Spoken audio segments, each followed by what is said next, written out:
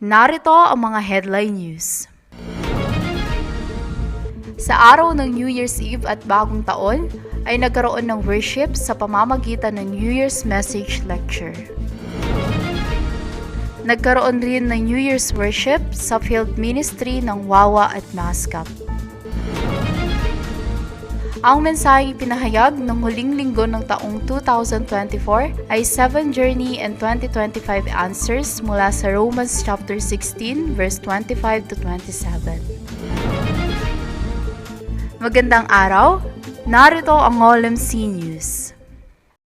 Nagkaroon ng worship sa pamamagitan ng New Year's Message Lecture sa araw ng New Year's Eve at Bagong Taon, kung saan nagbahagi ng 3 lecture ang World Evangelization Senior Board President na si Reverend Ryu Kwangsu. Ang una at pangalawang lecture ay parehong ibinigay noong New Year's Eve.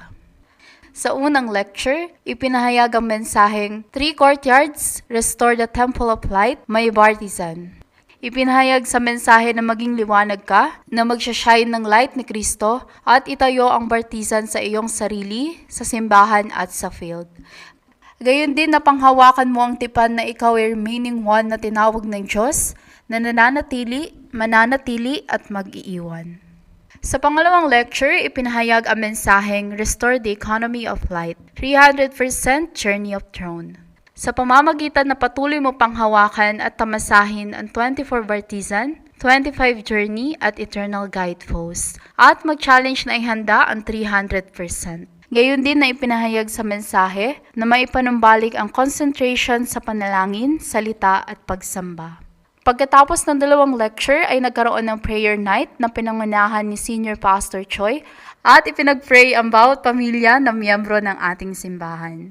At ang huling lecture ay ipinahayag sa araw mismo ng Bagong Taon.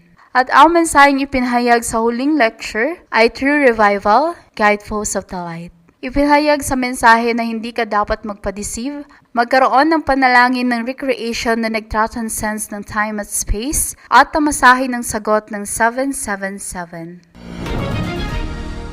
Pagkatapos ibigay ang huling lecture, ay nagkaroon rin ng New Year's worship sa field ministry ng Wawa at Mascap. Sa Wawa, tinipon ng mga adults at remnants doon, at ipinahayag ang mensahe na mula sa New Year's message at lectures. Sa field naman ng Mascap, bago mag-evangelize ay tumingin muna ng bagong place at saka nag-gather ng mga bagong mananampalataya doon at ibinahagi ang mensahe ng daan ng kaligtasan. Ang mensaheng ipinahayag ng huling linggo ng taong 2024 ay 7 Journey and 2025 Eternal Answers mula sa Romans chapter 16 verse 25 to 27. Unang ipinahayag sa mensahe na ang evangelism ay ebidensya na kasama mo ang Triune God sa nilalakaran mo.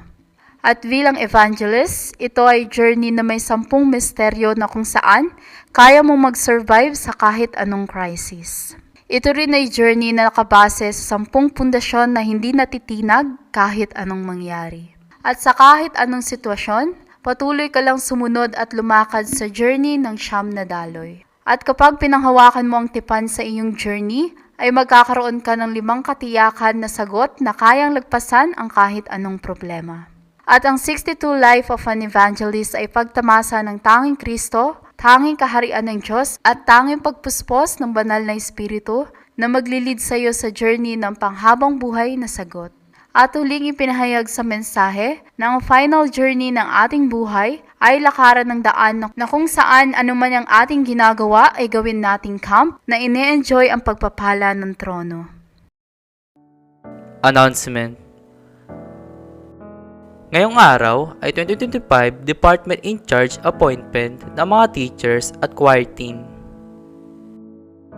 Mamaya alas 2 ng hapon ay devotion worship ng honorary deacon, deaconess at senior deacon, deaconess with offering.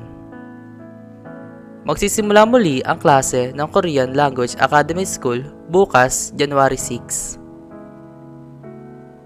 Sa susunod na linggo, January 13, Lunes ay pagpapatuloy ng second semester ng PRTS class. Sa January 13, Lunes ang January 17, Biyernes ay Mission House Opening Worship with Offering. Sa January 14, Martes hanggang January 17, Biyernes ay Evangelism Ministry sa Cabanatuan at Bolinao. Sa January 20, Lunes hanggang January 24, Biyernes ay District Group Visit Worship. Sa January 23, Huwebes 6:30 ng gabi ay Healing Evangelism School. Sa January 27, Lunes hanggang January 30, Huwebes ay Kyungnam College Evangelism Mission Camp.